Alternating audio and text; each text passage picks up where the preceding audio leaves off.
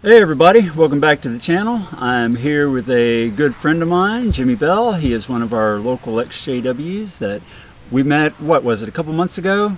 Back in March. March, okay. At one of our local XJW meetups, Jimmy came and we had a great time and we've been fast friends ever since. So I wanted to get him on the channel and he wanted to get on the channel because this is his official exit video. He's been fading up till now, so everybody cheer for him. He's officially coming out. And we're all glad for that. So how you doing, Jimmy? I'm doing good. That's good. Glad to hear it. So the first thing I usually like to ask people when I interview them is, how did you come into the organization to begin with? Well, as far back as I can remember, my mom started studying with the Witnesses when I was about 1 year old. And I don't remember much until I was about 6 or 7 when I experienced my first disappointment. Didn't take long. No. What was that? We were living in North Carolina and my grandparents were up in Virginia. And so they sent down a box of presents at Christmas time. And my brother and I got to open them up, had a great time, enjoyed it. Well, the very next year, there was no box. We waited for it, counted the days. It was getting closer to Christmas, and no box came. So we asked Mom, where's the box from Granny and Pawpaw? She said, oh, we're not taking presents anymore. We don't do Christmas. I'm like, what? Okay. So that was my first disappointment. Yeah, not getting a box of presents from my grandparents. Yeah, well, at least you had the opportunity. And in some ways, that what you went through is actually worse, because you had to have the experience only to have it taken away.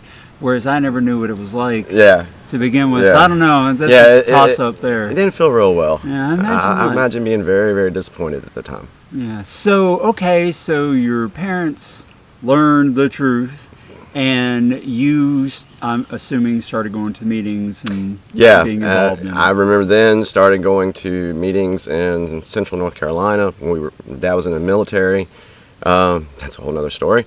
But we were stationed down in Fayetteville, North Carolina. Gotcha. And we started going to meetings there, and remember those meetings when I was 7, 8 years old. Crazy. Yeah, but your memory's better than mine. I think I blocked it out. Okay, so you're growing up in this organization, and I know from what you've told me that you took it really seriously for a long time. So what was the process, and what did you end up doing? What kind of privileges did you have? How did you serve the organization for a while? Well, in my teens, I was a regular pioneer. I was an auxiliary pioneer, a regular auxiliary pioneer, while I was going to school and holding down a part-time job. And then I tried to get to be a ministerial servant. Never got that privilege. I was a little upset about it because everybody else was getting it, and I was like, why? I'm doing everything I'm supposed to be doing. Did they ever tell you what the reason was? No. Really? Yeah, no. Ah, you know, they're supposed to tell you. Yeah, I know. Because I was turned down at first, but then they told me why. Yeah, I was always told, just keep working harder. It's coming. The CO will be around soon. Yeah, it just, that boggled my mind. I never knew why I wasn't appointed an MS. Well, let me tell you now. You weren't missing out on nothing. Just more of the same. I got to go to a lot of quick builds. Meeting a lot of the different friends in the circuit. I was on did a lot with the quick builds. I always liked the quick builds. What was your I loved the quick builds. So much better than field service. Yeah, right? It was great. Yeah, it was good. I look back, I found some old service records from 1990, 91, and 92 that I kept. And in one section, there was hours, like 20 hours for the quick build. Oh, that's right. Someone mentioned that recently, that you could mark time. Yeah. And I remember that too, that you could get so many hours for each day you worked on the quick builds. Yeah, and being a pioneer, it really helped out. Yeah. So I got to give them snaps for that, as far as their ability to really get those buildings up quickly. It was impressive, and we did have a lot of community surprise at how quickly we could put those buildings up. Absolutely. So, there's few silver linings in the dark cloud of Watchtower. Also, I also got accepted to Bethel. That's right. In '92. But there's a story behind that. Well, tell us the story. That's why we're here. So I had started my senior year in high school, and I got me a car because I was pioneering and I needed to get around, take everybody around, do all the driving for the older sisters. And so I bought this car. And I was so proud of this car because I was able to get it on my own. No cosigner, no anything. So I was really proud of it. So I was doing my pioneering, and then once I graduated, kept regular pioneering, but then I put in an application for Bethel, not thinking that I was going to get called.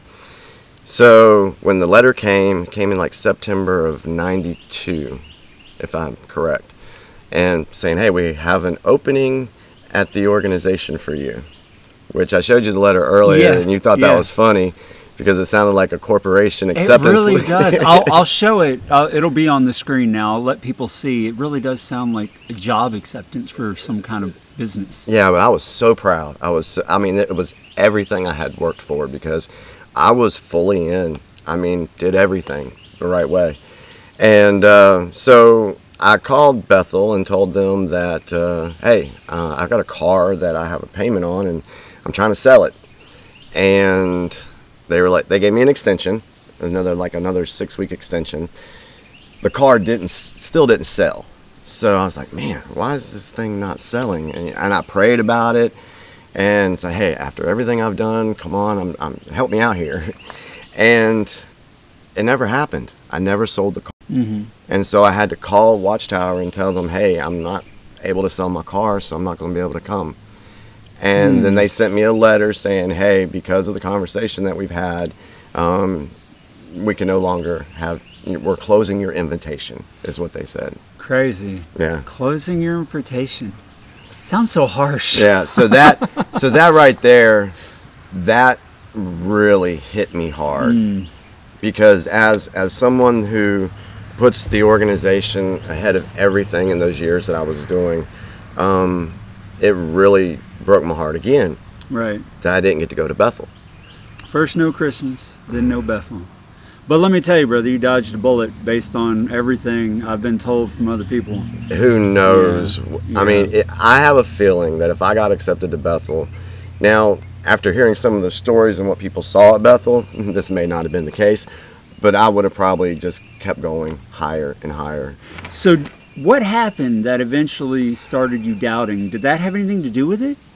No, not at all. Because in 93, I'm going to back up the story a little bit and then Sure. we'll get there. But in 93, went to a district convention, and there was this young sister that came up to me. Uh-oh. It's always the women. You remember when we used to satellite around the convention centers? That's what conventions were for. Yeah, that was the only way we could meet girls. Couldn't go to the bar. There were no singles parties. Yeah, and you already knew everybody in your congregation. Yeah, right. So right. you're like, they were usually coming I knew too much about you.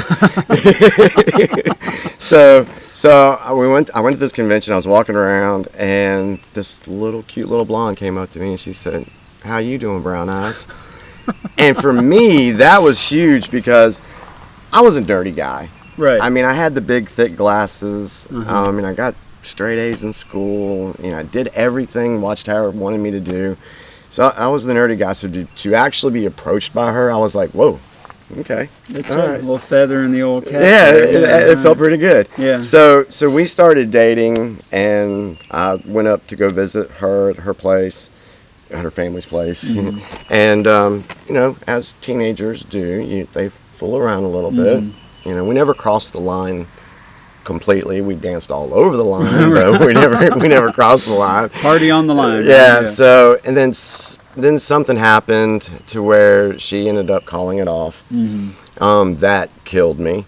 And then all of a sudden, the elders found out about it. Do you know how? I have no clue to this day. If anybody knows, reach out to me, let me know.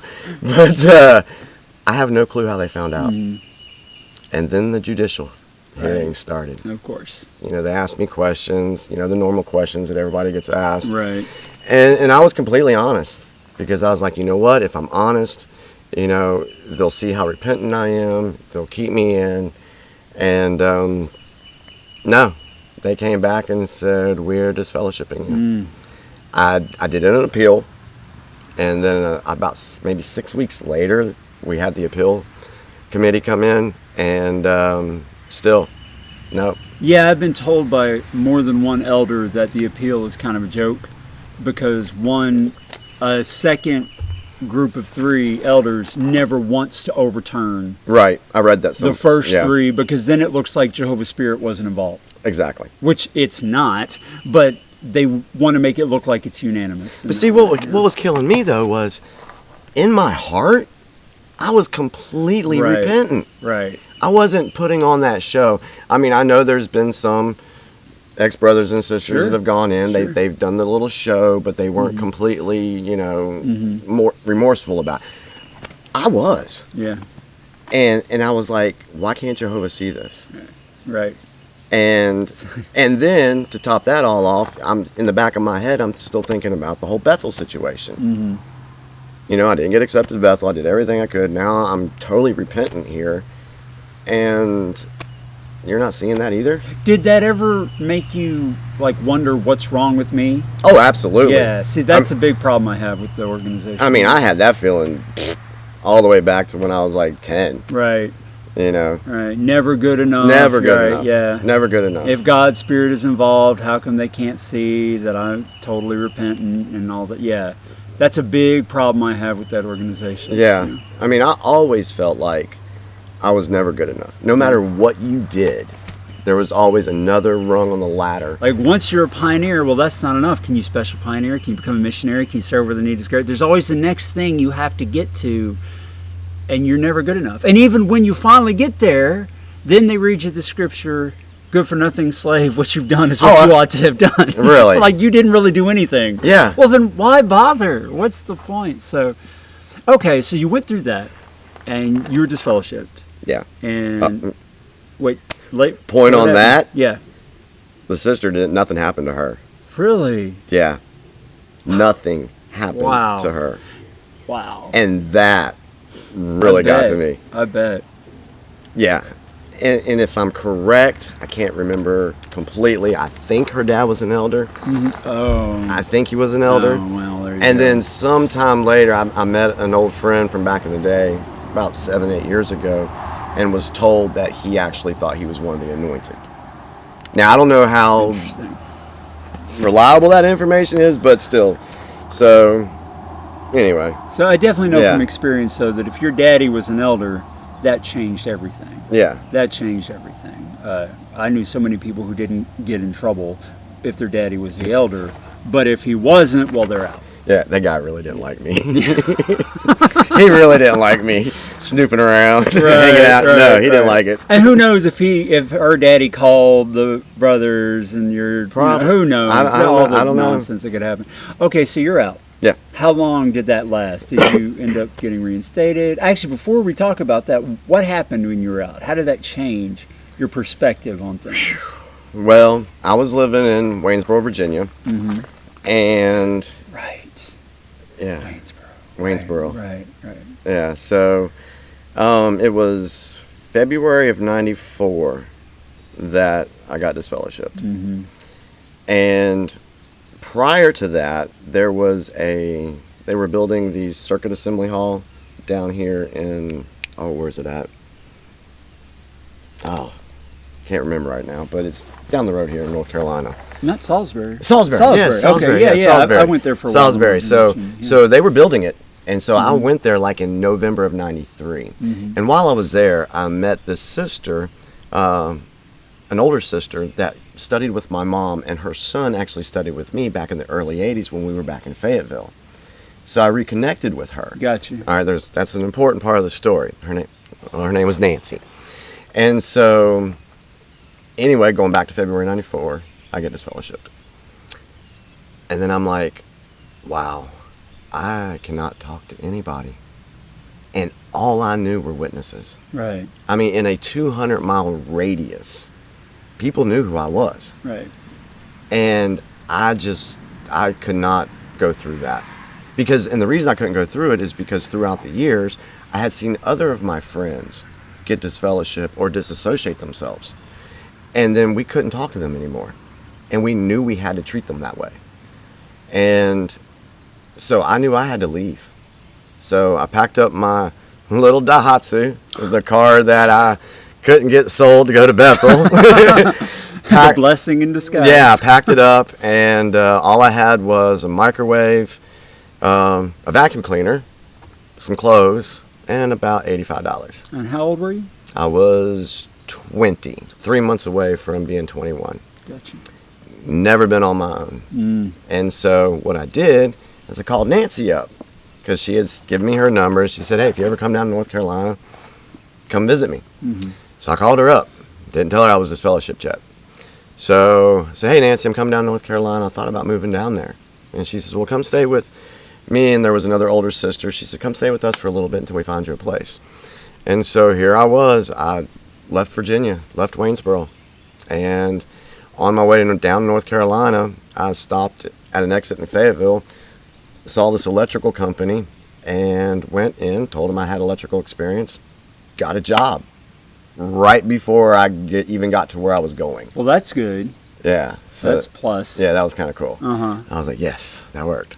Was it from the Quick Builds? Is that where you got the electrical experience? No, Or from somewhere else? while I was pioneering, I was working for a company that was based in Charlottesville. And so I worked for that company for like 3 years. And, you know, I did the whole regular pioneer schedule, the whole go out and service Monday, work Tuesday, Wednesday, Thursday, go out and service all day Friday, Right, Saturday, and then after right. the meeting on Sundays. Gotcha.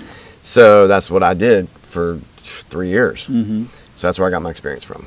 And so I got down to Nancy's house and said, hey, I already got a job.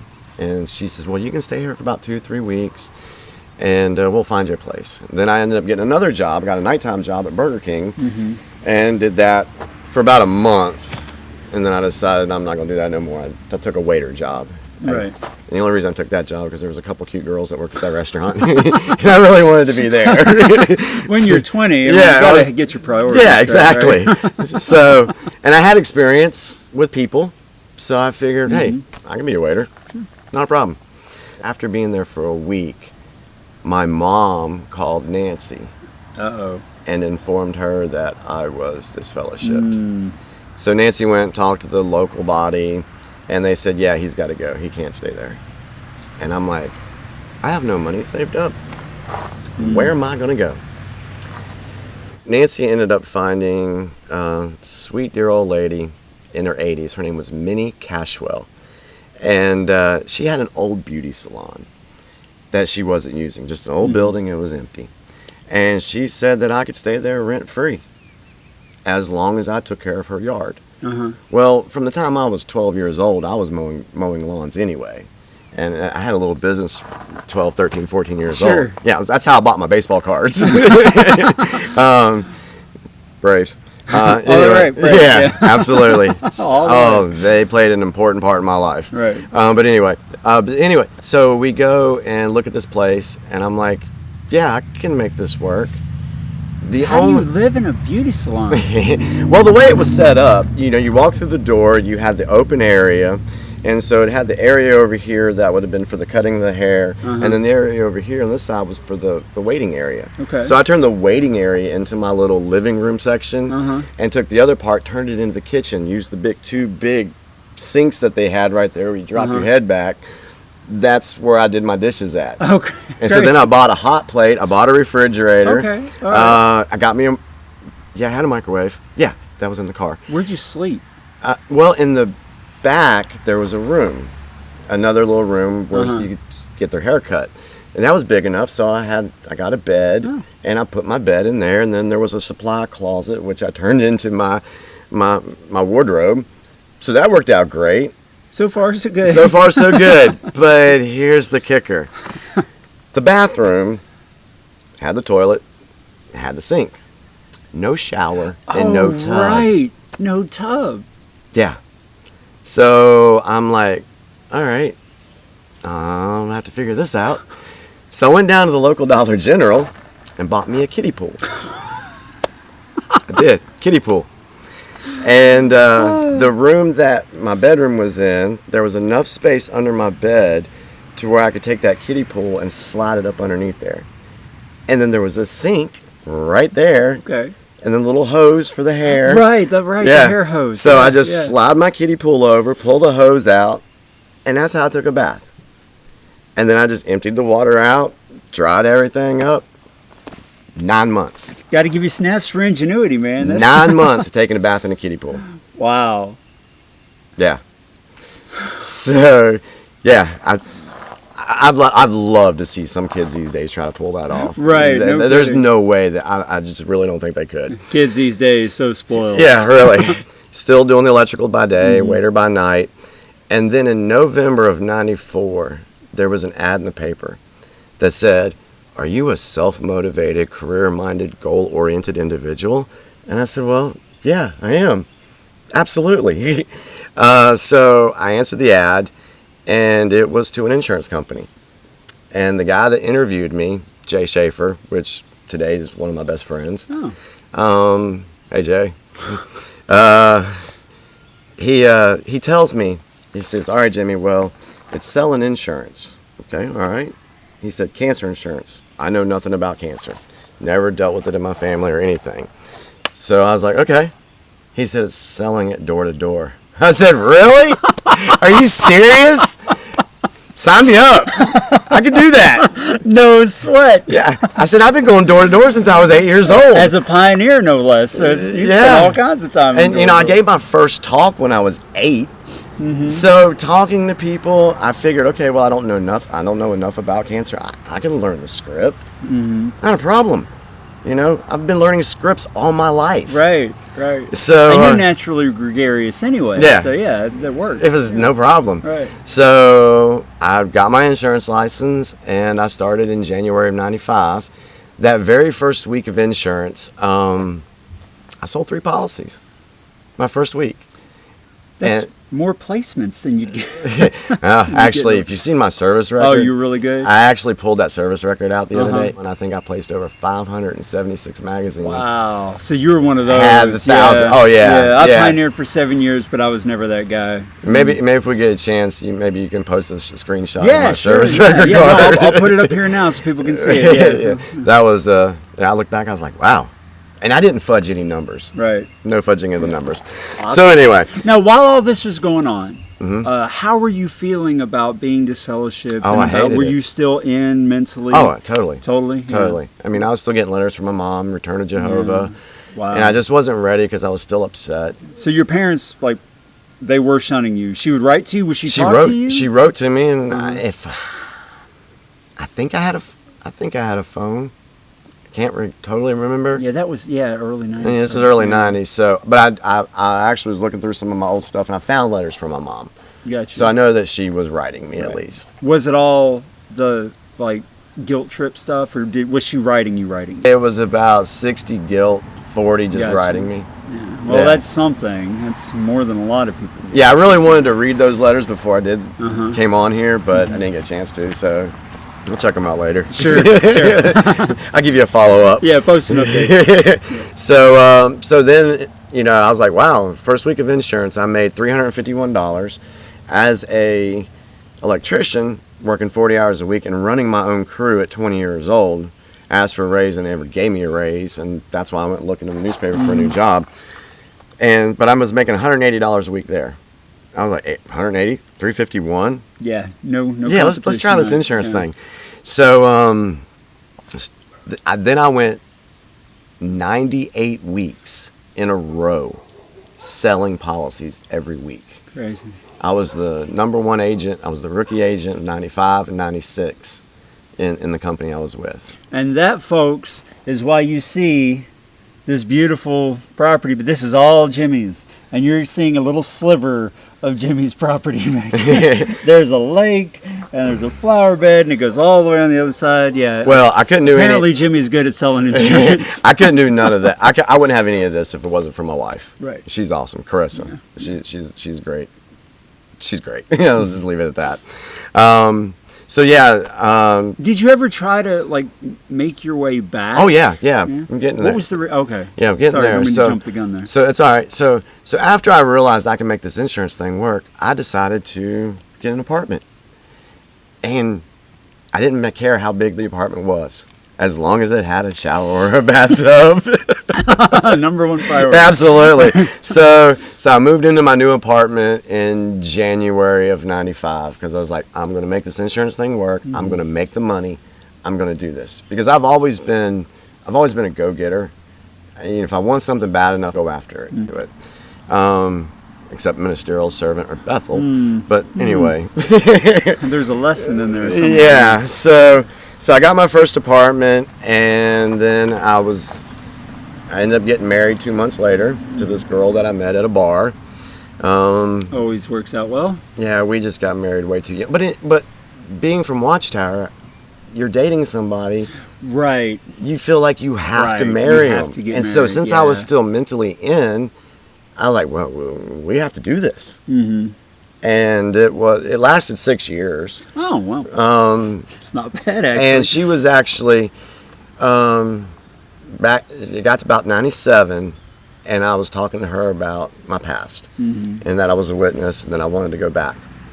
And so, in 97, we started going to meetings. Oh, she went with you. Yeah, she went with me. I think she got baptized. I can't remember. More updates. I had to find out. But anyway, so I ended up doing everything, going to all the meetings, writing the letter to the brothers, asking to come back. And yeah, after about 10 months, I got reinstated. And it felt amazing. Started going out in service again, and then doing everything I was supposed to do, giving parts in the meetings. But then some things happened with me and my first wife, and it just totally threw everything off kilter. So I ended up not making my meetings, not going out in service, until eventually I just completely faded away because then life started taking over. Moved to 2001, I had a car accident, and then me and my first wife went through the divorce. I met another person. Then, of course, 9/11 hit. Right. And that really affected the insurance business, especially the door-to-door. Oh, right. It really did. Right. So, and I was kind of getting burned out on that. And so I kind of took some time off. And after the car accident, it was like, okay, I ain't got a car now. So and then I had to file bankruptcy. So there was all these different things that were going on that just really, my life was out of control, it felt like. And then in the whole time in the back of my head, I'm thinking, that's because you're not doing what you're supposed to do in Jehovah's organization. Oh, right. Yeah, that nag. Yeah. Oh, yeah. Right. Yeah, right. I'm like, man, I gotta get back to the meetings. So, anyway, I was faded from 1998 to 2010, December of 2010. And that's when I decided I had a very life-changing situation. Really killed me emotionally, and I had to go back. So Gotcha. Got to go back to the mothership. Right? yeah. So, like I said, me and my first wife, we got divorced in 2001. I met another girl. We got married, and this one, I still went to some of my meetings. I still know. I told her I don't celebrate Christmas. I don't do holidays. Even though I was out, I was mentally still full in. Right. Still full in. Right. And so then in the summer of 2010, there was issues that came up with her and my relationship. Let's just say it ended. And on Thanksgiving Day of 2010, I would say was the worst emotional day I've ever had. I mean, I found out that she took this new guy to the party that we were supposed to go to. I was by myself. I had no friends. I literally ate a can of tuna that day. And I didn't put mayonnaise in it. I literally ate that out of the can. I can't go on like this no more. I've got to go back to the meetings. And so I called up I went to the meeting there in Mebane, North Carolina. And this brother Jones came up to me. And I told him my story. And he's like, well, I want to study with you. I said, that'd be great. So I had him start coming and study with me. Even though I really didn't need the study, I knew the information. Right. Well, so much has changed. Yeah. I found out some of that stuff later, but I didn't find out that till much later. Gotcha. So I used it as therapy. I was like, I know I've always been taught that you can find the brotherhood in the organization. And if you're ever downtrodden and you don't know what to do in your life, go back to the meetings because you have an instant family. Right. Well, I know how conditional that is too. Yeah. So, but anyway, I used it as therapy. And then after about 6 months of studying and going back to the meetings, I met my third wife, Carissa. And now, was she a witness? no, she No, wasn't. so okay. No, she wasn't. Yeah, the story of us meeting was kind of cool. I'll save that for later, but it's kind of cool. But we got together. I told her my story, and she's like, "Yeah, I'll support you." And so here from 2011 till December of 2018, I was going to meetings 85-90% of the time. But I wasn't reaching out. I was kind of just sitting back and listening. What had changed? What made that different? Because you were so wanting to achieve all these things early. What happened, or what had happened that caused you to no longer want to I do guess that? I felt like with everything that I went through from 98 to 2010, I just felt like I wasn't good enough to be that person. Right. And I felt like I had to start over. Gotcha. Started with a Bible study. Right. I got accepted to Bethel. All right, why am I doing a Bible study? I knew it. Right. But I felt like I had to start from the beginning. Right. Back to that whole guilt, you're never good enough mentality. Absolutely. Yeah. Well, and also, too, in the meantime, 1998, I started the bad habit of smoking. Oh, right. Yeah. Yeah, Right. so that's always been in the background as well. Of course, they make you feel terrible about anything like that. Oh yeah. And so Because God cares, that you smoke. Like, that's the worst thing you could do. Meanwhile, the stuff they cover over that people do. And then I got tattoos. But that's okay now, Jimmy. Well, yeah, I didn't find that out till like 6 months ago. I was like, wow, I can get my other one. I really want to get one on this arm. That's right. God likes tattoos now, Jimmy. Yeah. That's okay. So when I met with the brothers that were in the congregation that I just recently left, you have to have that, I guess, that entrance interview. Right. Yeah. Okay. Yeah. And right. so, and I told him, I said, well, I smoke. Well, you got to stop that. And I'm like, yeah, and nicotine patches, I'll take care of that. I said, I also got tattoos. And like, well, that's fine. I'm like, what? Really? Did the organization just get cool? Yeah. They used to kick you out for that. Yeah. So I was all of a like, sudden, what? and then the brothers in this congregation, they were all older and just a great bunch of guys. And I really loved the brothers themselves at this congregation. I mean, one has done my taxes for years. I don't know if he'll do them next year. We'll see. Yeah. We'll see. But I think technically, they can't refuse. it would be illegal. Yeah, I don't think they can refuse service. No, of course you'd have to sue him, and I know you're not the kind of guy. No, I would Yeah, never do I that. think it would be illegal for him to stop. Anyway, another story. Another story. Yeah. But I felt comfortable there. But again, like I said, I felt like I had to start over. So I never answered at the meetings. I got my privileges back. They asked about smoking. I wasn't completely truthful about that. I was still smoking and still going to the meetings. And then, like I said, I got my privileges back and was able to start answering. So you have that guilt feeling when you're in the meetings. You really don't want to answer. Right. But you got to at least read a scripture. Right. Do something. Because if you don't do something, people look down on you. They think you're not very spiritual. And I honestly was trying to do better. Right. And the whole smoking thing was killing me. Right. I was like, man, I could be a servant in 6 months if I just quit this smoking. All right. So I battled with that. An aside on that, I think that's a problem with a lot of people who are witnesses because nobody can live up to the standard that Watchtower sets up. Nobody can live up to that 100%. So everybody sitting in that hall, if they're honest with themselves, knows they're not doing everything, and it is a constant source of guilt and inner shame, even if no one else knows about it. And that's one of the things I really have against this organization. Rather than celebrate the good things people are doing, it wants you to constantly think about all the bad things that you aren't, that you're doing, or the things you're not able to do. It's never about what you can do. it's about everything negative, and that really bothers me. Yeah, Anyway, absolutely. Sorry to interrupt. Oh, no, you're fine. No. So I kept answering, going to meetings. I went out in service like twice. Mm-hmm. I really couldn't get back in service again. Yeah. I had a hard time with that. Just because I didn't feel like I should be out in service yet. Right. you Gotcha. know? Mm-hmm. So then they asked me to be on the school. And so I joined the school. And yes, I was still having the problem with smoking. Mm-hmm. Still giving Bible readings, gave a couple of talks. Mm-hmm. And they're like, Jimmy, you're such a wonderful speaker and you do so good. We want to use you. All we need to do is see you more, come out and service more, do more. you know? That's the And in the mantra. back of my head, I'm like, yes, I really want to do this.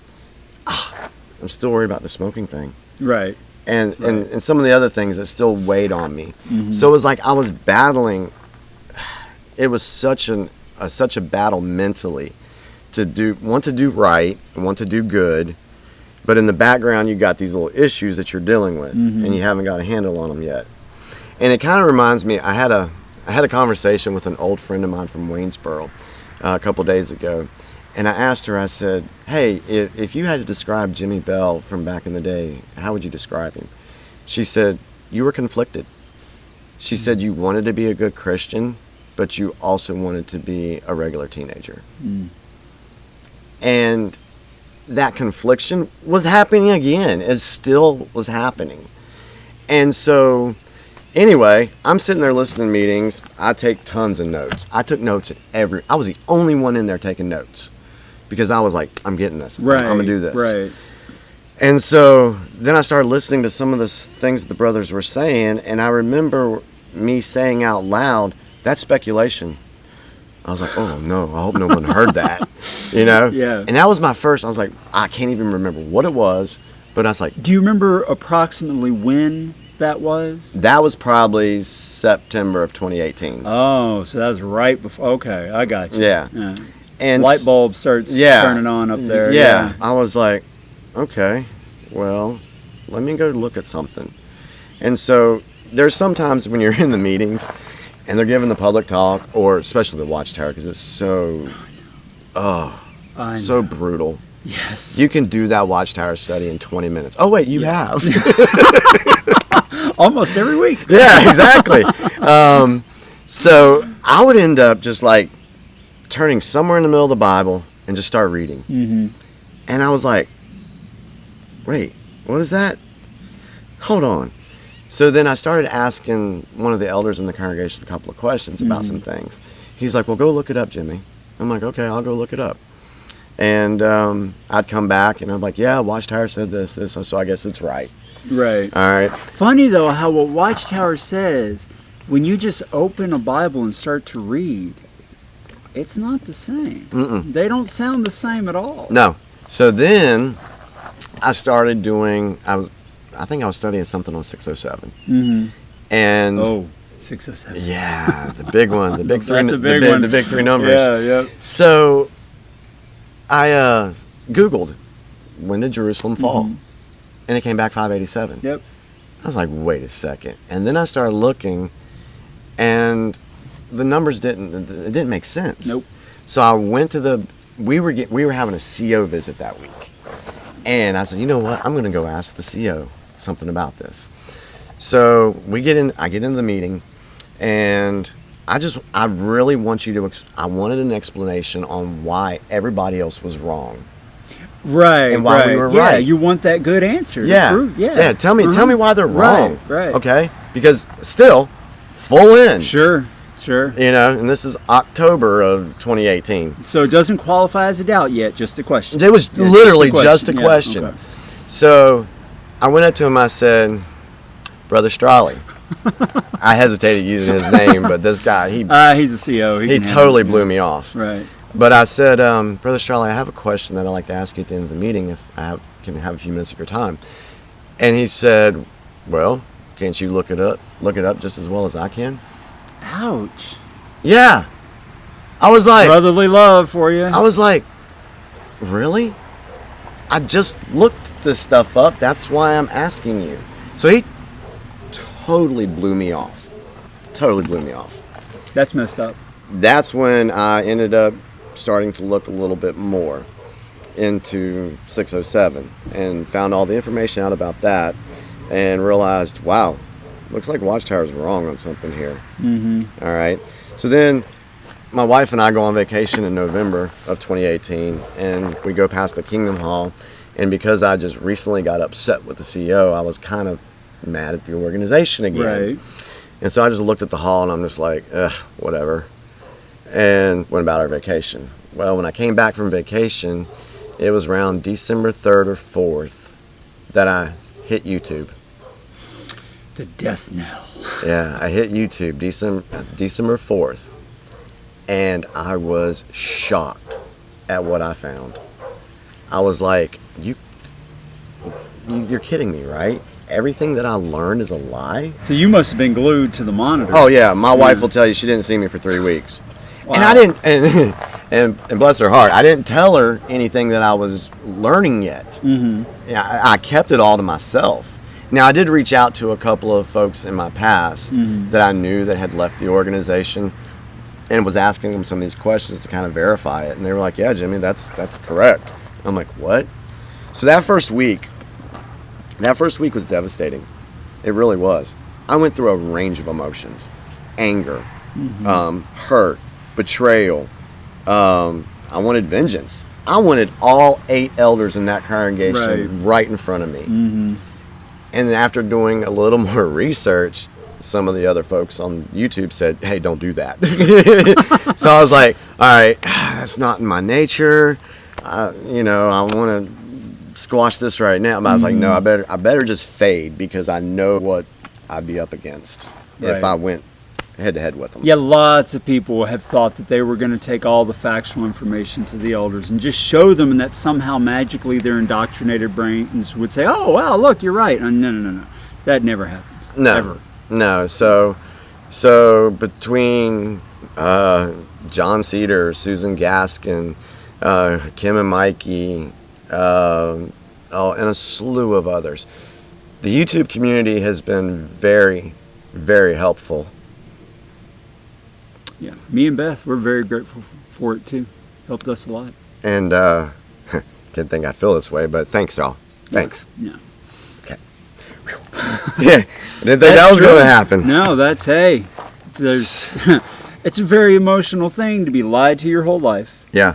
To finally discover the truth behind the lies, and to have a community of people that welcomes you in the unconditional way that you were taught that organization was, only to find out the brutal truth that it's extremely conditional, like you said earlier. So. Yeah, and it just shocked me, because I was like, I was so in.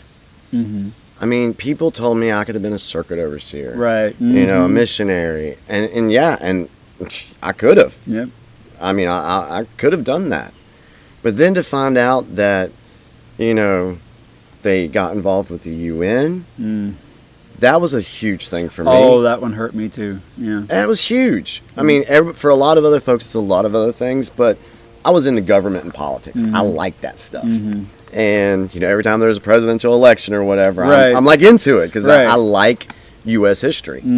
And so when they got involved with the UN, and then I even called New York. I called the headquarters. They totally blew me off. Really? Yeah. They did. And they won't tell you their names either. Of course not. Yeah. I found that out. I was like, wait, you're not going to tell me your name? My name is Jimmy Bell. What's your name? Right. Brother. Good point. You're my brother, but you can't tell me your name. Yeah. So that was another thing. Yeah. I was like, really? Yeah. And so you know what got me about the UN thing is that when I found out about the UN thing, I did the math.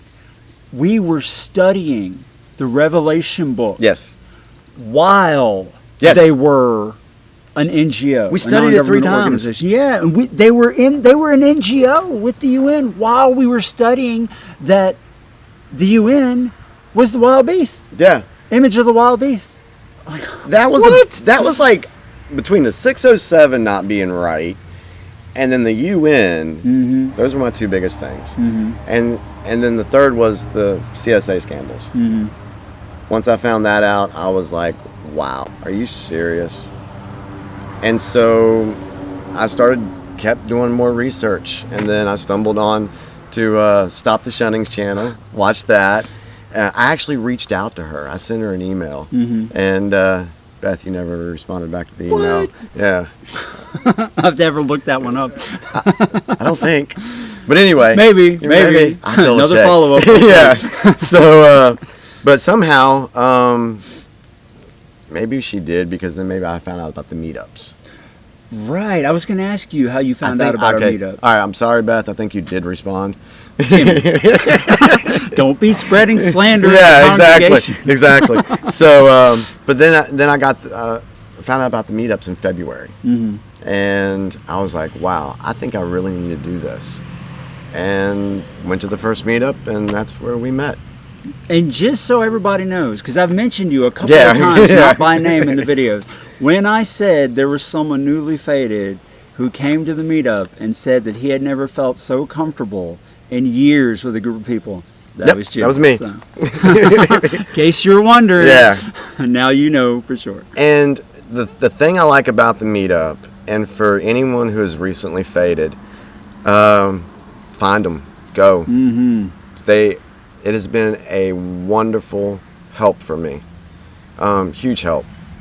And meeting John and Beth, and then Deasis. Yep, Deasis. Yeah, because you brought Deasis. Yeah. I mentioned it too. Shout out to Deasis. Yes, He's got a channel too. Yeah. He's our buddy. Yep. But I actually reached out to him on the phone before we even had the meetup. And so, how did you find out about him? I was curious about that. I Facebook. I saw his video. Oh, Facebook, right. Yeah, and then I sent him a message. Yeah. I said, dude, we need to talk. And then the conversation we had was like 2 hours on the phone. And so then we found out about the meetup, did that, and since then we've been talking and been great friends. John's come and helped me at my house do a few things, and we go bowling. I love Jimmy's way better than me, though. I just go there knowing I'm never going to be the one who comes out on top. But then we started talking about doing a video, and I had seen all these other interviews out there and all these other stories. And my story is nowhere near as, you'd say, exciting as some of the other stories, or as heartbreaking, but I feel like, hey, maybe I can say something that might help somebody.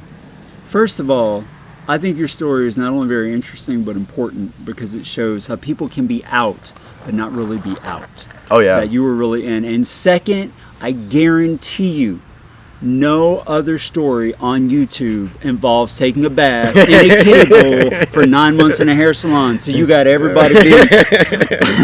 Yeah. That is very unique, brother. I do like telling that story, to be honest with you. That's kind of cool. That is a cool story. You know, okay, so you were now, obviously you're officially out, but what do your parents think about that? Because they're still in, right? Oh, Mom is. Oh, okay. The only person that does matter to me is my mom. And I love my mom very much. And I really don't think she'll shun me. Yeah. It may be a soft shun. You know, they're older up in years now, and yeah, they're gonna need me.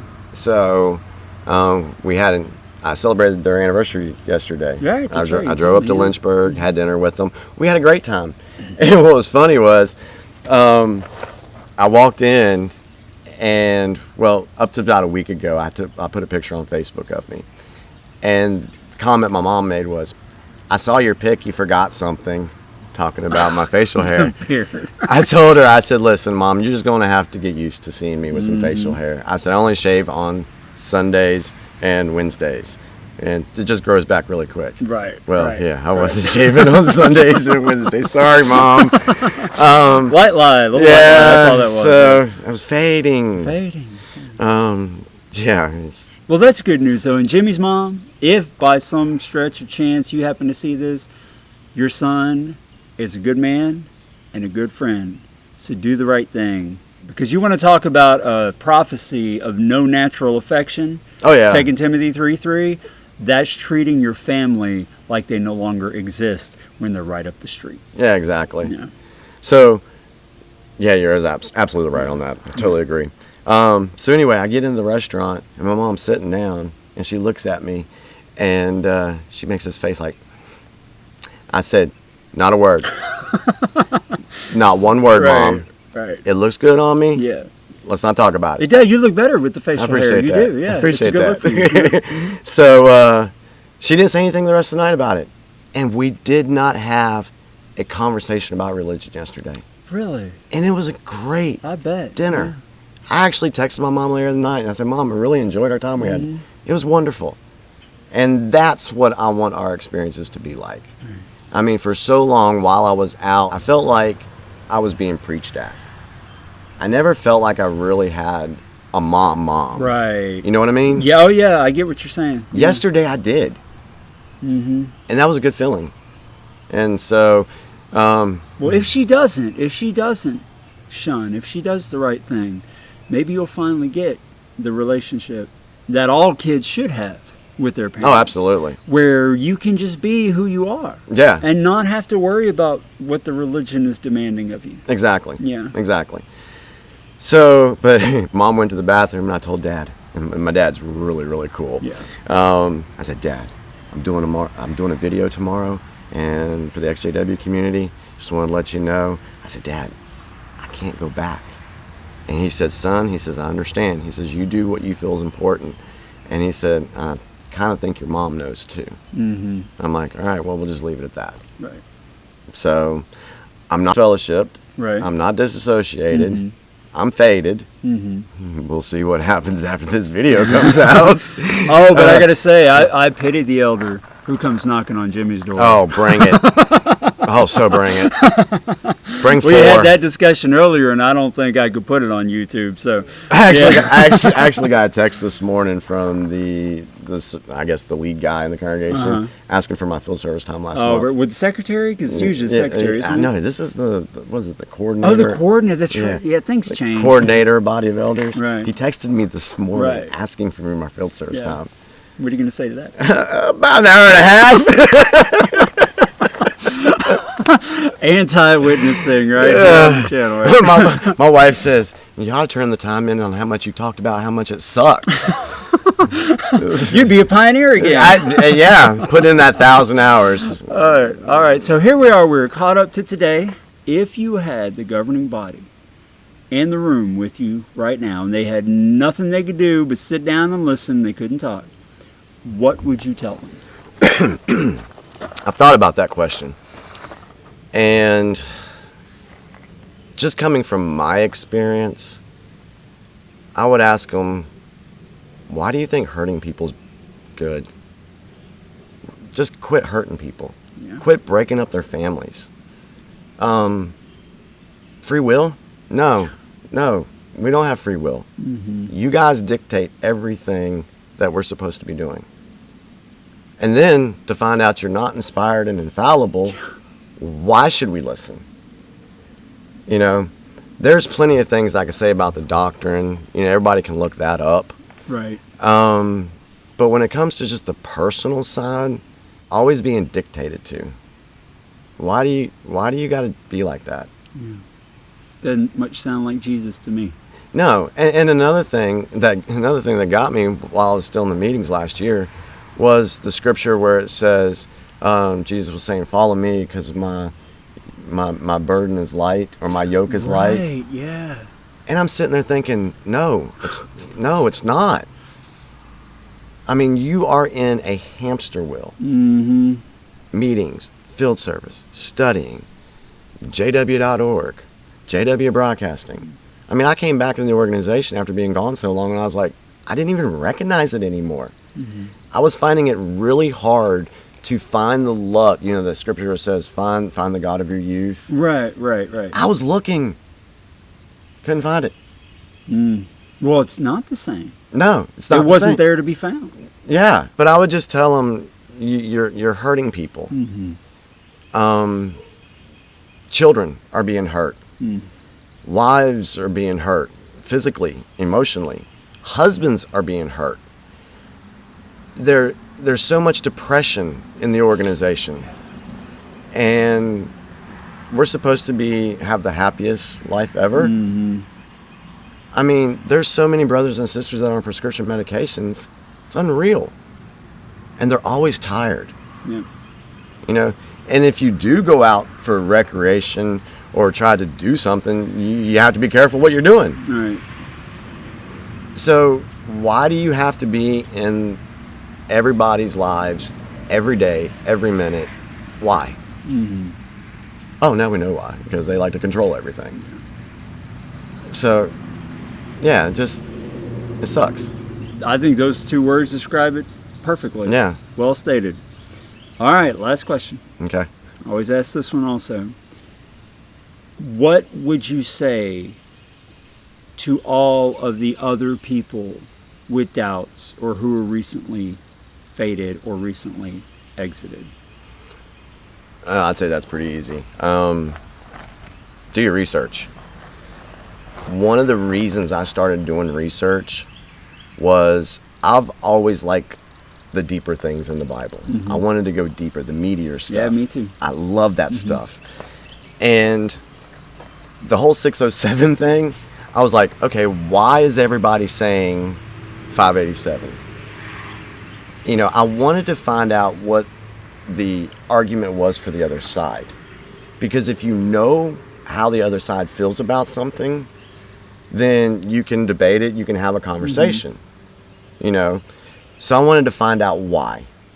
And then one of the things I found in my research was piñatas. And in that article, that one got me. Yeah. In that article, it's talking about how bad piñatas are and the history of it. And you're thinking, you get halfway down through the article, that they're going to say it's really bad to have piñatas. Okay?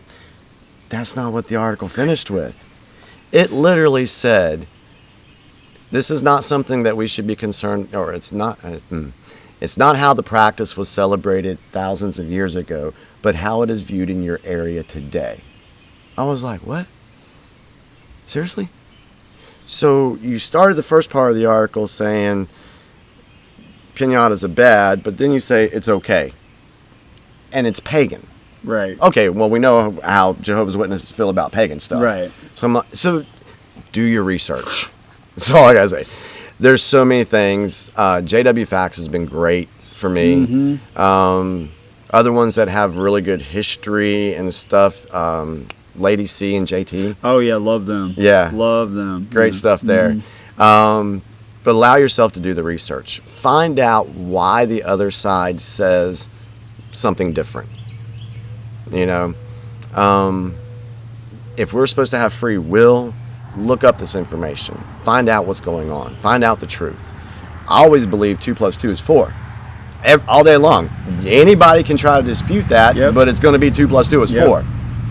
So if we have the truth, it should stand up to scrutiny. Right.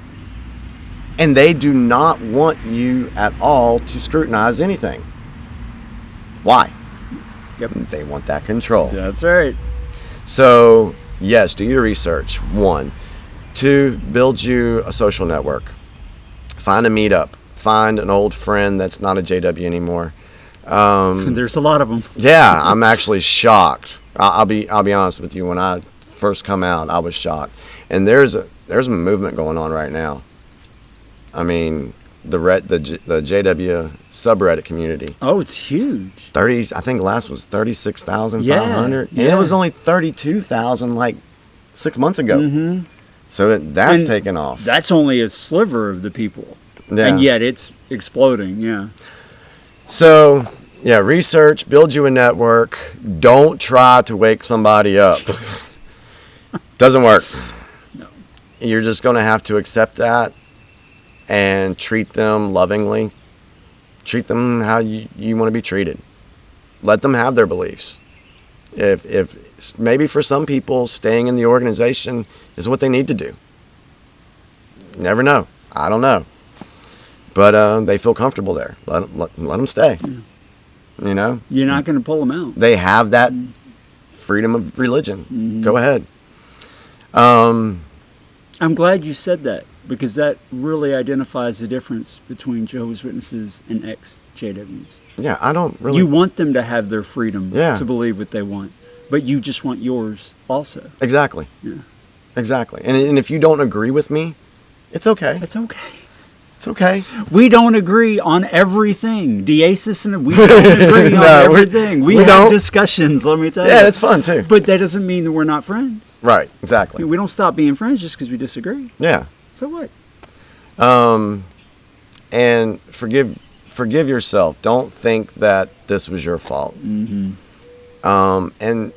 And be nice to the witnesses.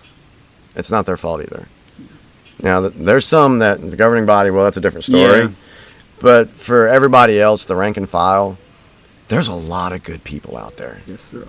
I mean, I can't look back on my teenage years and be like, oh, woe is me. I had a great time. Mm-hmm. There was plenty of brothers and sisters in our congregations, a lot of young people. And I guess the early 90s must have been the heyday of watching. Yeah, it really was. Yeah, it was great. Things were more fun then. They were. Yeah. They were fun. Mm-hmm. And, but yeah, be nice to the witnesses. Unless they've personally done something to you that you can't be nice to them for. Right. It's totally understandable. But yeah, just try to live your life the way you want to, and be happy, and just take every day one day at a time. Really, I honestly right now I'm still doing that because I have no clue what to believe anymore. Right. Right. I got a lot more studying to do. I mean, what is the truth? You know, Is there a truth? is there a That's truth? another question I ask myself. Yeah, so it's hard. It's hard to accept the fact that there's no paradise. Mm-hmm. Or, you know, are we going to heaven? Are Right. we not? I don't know. And that's the thing. I don't know the answers anymore. And back in the day, I thought I had all the answers. Right. You know? And I think that's that whole mentality of, oh, we're better than you. We know more than you. Yeah. So, and there's times I felt that way going into school or whatever. I'm like, yeah, pick on me. You guys are all going to die at Armageddon. I was the same way, man. Yeah. That's so, probably why we get along. We're just similar. yeah. I was the same way. But the network. The network is awesome. I feel comfortable with my friends now. I can be who I am. I don't have to have a filter. And we all know that if you are physically in, mentally out, PMO, and you're going to the meetings, you have that filter on the whole time. Mm-hmm. So living without that filter feels pretty good. Yeah. And you get to have more time to do things. Play ball. Bowl. Bowl. Take care of my yard. Yeah, it's a lot of mowing there, buddy. Yeah, it is a lot. But I get to enjoy things now, recreational activities, and not to feel guilty about it. I love playing ball. Yep. Well, one of the things I didn't get to say, going back to what I was disappointed about, first was the Christmas thing. Mm-hmm. The second thing that I was disappointed about was right around 3rd or 4th grade when the Little League applications came out. Oh, right. Yeah, I so wanted to play baseball. Mm-hmm. I mean, I love baseball. And for me, baseball has always been there for me. Like, I can always count on it coming back every year. Mm-hmm. And being in the military, we moved a lot. I lost friends. I made new friends. I lost those friends. But it was like baseball was constant for me. Gotcha. So it was like my security blanket, I guess you could say. That makes sense. Yeah. So, but when Mom told me that, no, you can't play Little League baseball, I'm like, why not? I can be good. And then the whole 1 Corinthians 15:33. Mm-hmm. We all know what it says. That was Yes, drummed into it my says. head felt like all the time. So I didn't get to play ball. And I wanted to be a Major League Baseball player. Shoot, I could have been retired by now. So instead, I play city rec softball. And I it's love it. awesome. And I if love you live it. in the area, you should show up for the games. Yeah. My kids and I have a blast. I love it. I love it. Good deal. Well, that is a great place to wrap it up, I think. All right. Thank you very much for being willing to come out on the channel. Yeah. I appreciate that. It's been fun. And I'm really glad to have you in the circle of friends. Oh, me too. I'm an introvert by nature, so I only keep a few close friends, and that's it. It's just my nature. Yeah. And you're definitely one of them. So Well, I really appreciate that. I feel the same way about you guys. Didn't take long. No. You know? What do they say about the brotherhood? Oh, it's because we all have the truth. We're so close. Nah, that's not it. It's if you got something in common. I think we have a little brotherhood. No, You're absolutely. me and the Aces. Yeah, yeah. And we've added Joe. We've added a new guy. That's right. We got Joe now. We- Brian's busier than the rest of us, but I like having him around too. So we got a lot of people come to the meetups. Find a meetup. Find a meetup if you're exiting or fading. Yeah, Please. find somebody you feel comfortable with talking to. For someone, sure. someone that allows you to be yourself. Yeah. It's amazing how it feels to turn off the filter. Oh, absolutely, Yeah, no doubt. absolutely. All right, folks, thanks for watching. Don't forget Thanks, guys. to hit the like button if you liked this video. And if you got this far, I think you liked it, so just hit it now before you forget. Click subscribe, and don't forget to hit the little notify icon, because if you don't hit that icon, you won't get that notification when I release new videos. As always, thanks for watching. Thanks.